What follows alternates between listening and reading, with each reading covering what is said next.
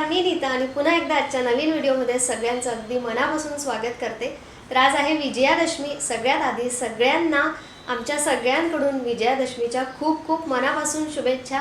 हे येणारं वर्ष तुम्हाला आनंदाचं आणि भरभराटीचं जाऊ दे हीच प्रार्थना करते। आणि व्हिडिओची सुरुवात करूया। तर रियांश आणि अश्विन दोघंजण आज सकाळीच बाहेर गेले होते।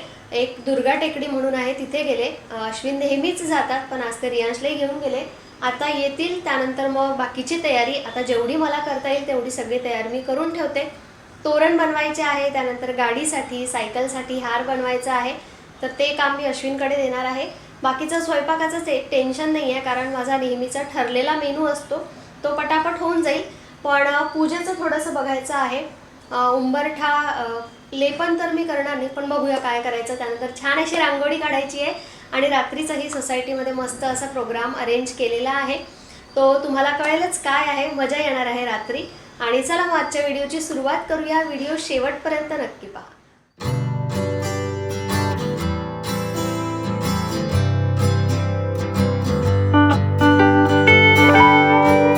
काही दिवसापासून इतका वारा चालू आहे की बाल्कनीचं डोअरसुद्धा ओपन करायला होत नाही कारण बाहेरचा सगळा कचरा आतमध्ये येतो आणि म्हणूनच बाल्कनी ही त्यामुळे ना खूप घाण होऊन जाते। धूळ तर येतेच पण त्याचबरोबर पालापाचोळा केस वगैरे येतात आणि म्हणूनच असं काही असलं तर स्वच्छ बाल्कनी धुवून घेते। बाल्कनी धुवायचीच होती, त्याआधी सगळ्या झाडांना मी पाणी टाकून दिलं आणि त्यावरही थोडंसं पाणी शिंपडते म्हणजे जी पानं आहे ती मस्त हिरवीगार दिसतात, फ्रेश होऊन जातात। आणि थोडी बाल्कनी ही स्वच्छ करून घेतली कारण आता सुट्टी असली किंवा असं काही असलं की बाल्कनीमध्येही थोडासा वेळ आम्ही घालवतो। तर संध्याकाळी किंवा दुपारी वगैरे आता जास्त ऊन नसतं तर बाल्कनीमध्ये थोडा टाईम स्पेंड होतो, म्हणून छान स्वच्छ अशी बाल्कनी धुवून घेतली। आणि कामाची सुरुवात ही उंबरठा लेपन किंवा बाकीची आपली जी आंघोळीची कामं असतात ती तर आज आंघोळ केल्यानंतरच झाली, पण उंबरठा लेपन मला करायचं होतं।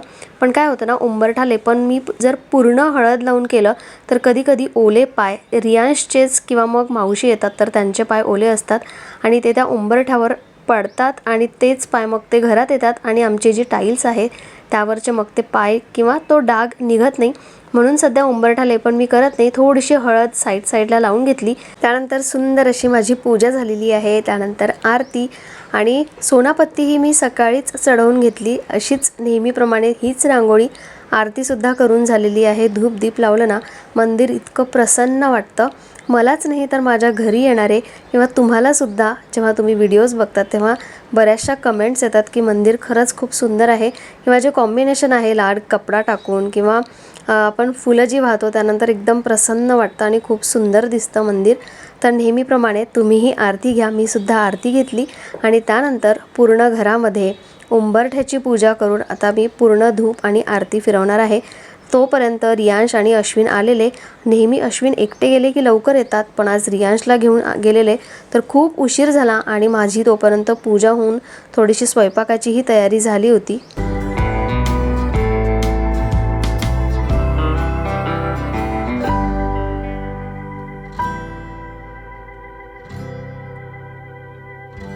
छोटीशी का असे ना पण सणाच्या दिवशी रांगोळी माझी असतेच, तर सुंदर रांगोळी अशी काढून झालेली आहे। त्यानंतर तोरण तोपर्यंत अश्विननी करून दिलं आणि लावूनही दिलं आणि मस्त वाटत होता एंट्रन्स। तर पूजा झाली, रांगोळी सुद्धा काढून झालेली आहे। आज अगदी छोटीशी रांगोळी काढली आणि स्वयंपाकाची तयारी करायला घेते आता। तर स्वयंपाकात मी आज छोले आणि पुरी बनवणार आहे। पुरी आणि श्रीखंड तर रेडी आहे, त्याला वेळ लागणार नाही। भात करून घेते, कढी करून घेते आणि नाश्ता करायचे थांबले होते या दोघांसाठी, पण हे दोघंही बाहेरून नाश्ता करून आलेले आहेत। सकाळी थोडासा पेरू खाऊन गेलेले, आता जे काल आणलेले पेरू आहे तो मी सुद्धा नाश्ता करत नाही, एकटीसाठी नाश्ता काय करायचा। जर हे दोघं जण असले असते तर तिघांसाठी नाश्ता केला असता, पण ठीक आहे मी सुद्धा पेरू खाऊन घेते, तेवढाच वेळही वाचेल आणि जेवणही लवकर बनेल। जर भूक लागली तर लवकर जेवण रेडी असेल तर लवकर जेवताही येईल। तो चला आता पटापट स्वयंपाकाची तयारी करते आणि गाडीची पूजा अजून व्हायची आहे। रियांशला मी आत्ताच सायकल पुसायला पाठवलं, तर तो सायकल पुसून आल्यानंतर आंघोळ करेल, नंतर मग मी आरतीचा ताट खाली घेऊन जाईल। तर या दोघांचं होईपर्यंत माझा स्वयंपाक अर्ध्यापेक्षा जास्त मी करून ठेवते, म्हणजे मग खाली जाणं किंवा आणखी कुठे बाहेर जायचं असलं तर तिकडे जाता येईल। तर काल रात्रीच अश्विनने त्यांची गाडी बाहेरूनच धुवून आणली आणि नेहमी ते असंच करतात. दसऱ्याच्या आधी एक दिवस आधी रात्री गाडी स्वच्छ अशी धुवून टाकतात. आणि रियांशची आता सायकल तेवढं चालवणं होत नाही आणि त्याची सायकलही बिचाऱ्याची जुनी झालेली आहे, पण तरीही त्यांनी ती पुसली, मस्त असा हार घातला आणि हळद कुंकू लावून थोडंसं ओवाळूनही घेतलं. आता फक्त पुरी आणि भजी राहिलेली, ती गरम गरमच छान लागतात. बाकीचा सगळा स्वयंपाक ना गरम करता येतो, पण पुरी आणि भजी तर गरम गरमच लागतात. तर पटापट भजी आणि पुरी करून घेते. त्यानंतर सगळ्यात आधी देवाला नैवेद्य दाखवते. आणि हे सगळा करता करता कितीही लवकर करते म्हटलं तरी 1-1.5 तर वाजतोच. तर तेवढाच उशीर झाला होता. सगळ्यात आधी देवाला नैवेद्य चढवला, तर मस्त श्रीखंड, पुरी, कढी, भात, भाजी आणि भजी. तळणाचं फारसं मी काढत नाही, कारण ते खाल्ल्याही जात नाही आणि कुणी खाणारही नाही आहे. दोघांनीही नाही म्हटलं म्हणून. आणि नैवेद्यासाठी करायचं असलं तर मी करते, पण आज ते सुद्धा केलं नाही. सो मस्त जेवलं. आणि श्रीखंड, पुरी, भाजी हा ठरलेला मेनू आहे. श्रीखंड तर असतंच असतं. तुम्ही असा काही ठरवलेला मेनू आहे का दसऱ्याचा किंवा दिवाळीचा किंवा कुठल्याही सणाचा असा फिक्स मेनू? तर दसऱ्याचा तर माझा फिक्स मेनू असतो. तुमचा काय असतो नक्की मला ऐकायला आवडेल, कमेंट करून सांगा. सो आता सकाळपासून ड्रेस घातलेला आणि ना थोडंसं कचकसतं, कारण सवय नसते आपल्याला ते मोकळं टी-शर्ट किंवा लोअरमध्ये राहायची सवय असते, त्यामुळे थोडंसं कचकचत होतं. तर पटापट आता सगळं आवरून घेते. थोडीशी रेस्ट केली आणि त्यानंतर परत संध्याकाळी वातावरण इतकं मस्त झालं होतं. बाल्कनीमध्ये परत बसून आता चहा घेणार आहे.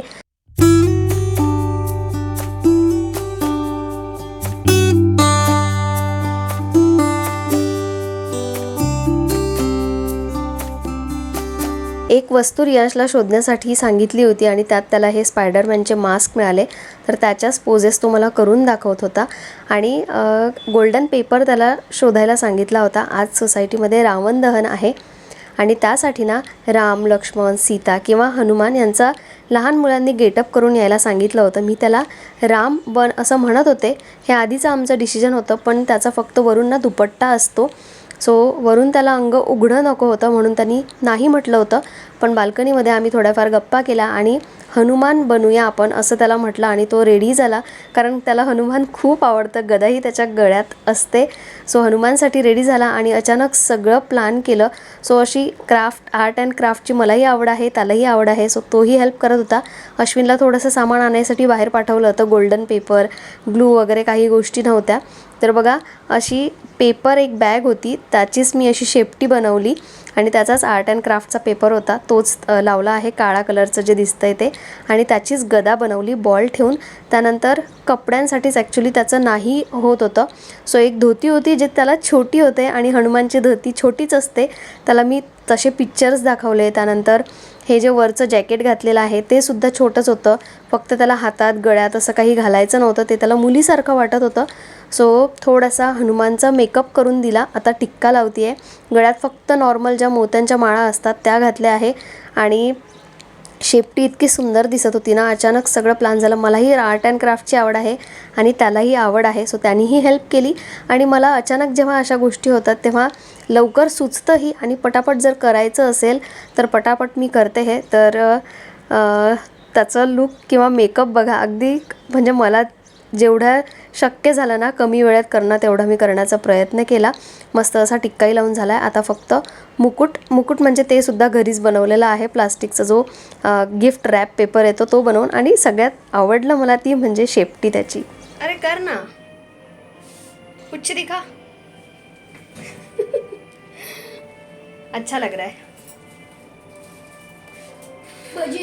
खाली सगळेजण आले होते आणि आम्हीच सगळ्यात लास्ट पोहोचलो. आणि जसा रियांश गेला सगळेजण खुश झाले, कारण हनुमानची कमी होती. आणि बघा इथे अचानक कोइन्सिडन्स झालेला, राम, सीता, दुसराही रामच आहे आणि आमचा हनुमान. तर मस्त दिसत होता रियांश. आणि सगळ्यांना हनुमानचीच वाट बघत होते की हनुमान पाहिजे होता, कारण कोणीच असं डिसाईड केलेलं नव्हतं की हा राम बनेल किंवा सीता बनेल, असं काहीच नव्हतं. अचानक वेळेवर सगळ्यांचं डिसाईड झालं. म्हणजे बाकीच्यानंतरही प्लॅनिंग असेल, कारण त्याचे ड्रेस किंवा कॉस्ट्युम्स हे रेडीमेड होते, पण आमचं अचानक प्लॅन झालेलं. आणि कोइन्सिडेंटली राम, लक्ष्मण, सीता आणि हनुमान असं जे मेन कॅरेक्टर आहे ते सगळे बनवून आलेले. आणि बघा आज सोसायटीमध्ये या प्रोग्रामसाठी खूप गर्दी आणि सगळ्या जणांनी हजेरी लावलेली. मेन लहान मुलांना ह्या सगळ्या जे सण आहेत किंवा जे काय आहे त्यामागे गोष्टी ह्या कळायला पाहिजे, म्हणून ही सगळी मोठ्या म्हणजे आमची हे होती की या गोष्टी व्हायला पाहिजे सोसायटीमध्ये.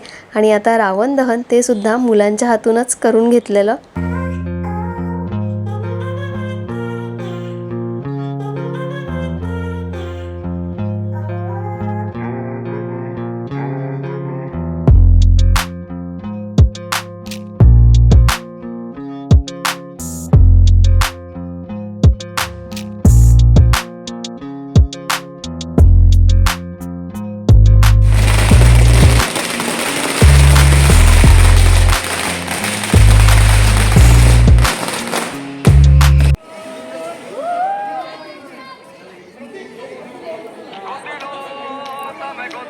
तर असा हा दसऱ्याचा आणि रावण दहनचा प्रोग्राम झाला सोसायटीमध्ये. यावेळी खरंच खूप मजा आली आणि लहान मुलांना बघूनही सगळ्यांना मजा आली. पहिले असं वाटलंच नव्हतं की एवढे सगळेजण रेडी होऊन येतील किंवा एवढे सगळे येतील खाली, कारण हे फर्स्ट टाईम झालेलं. मागच्या वर्षी असं काहीच झालं नव्हतं आणि प्लॅनिंग नसताना किंवा कोइन्सिडेंटली हे सगळं मॅच झालं.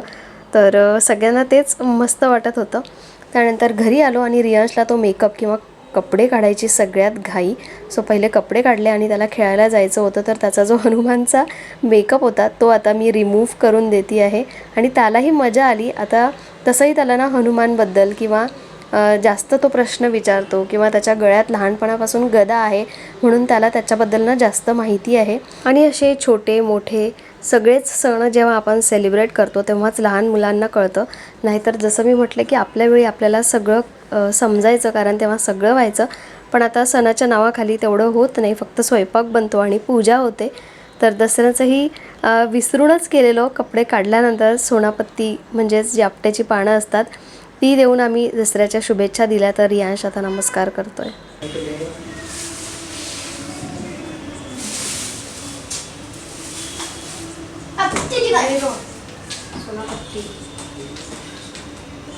हॅपी दसरा. नमस्कार नमस्कार सोना. हॅपी दसरा. हॅपी दसरा. मला पण दे. नमस्कार कर.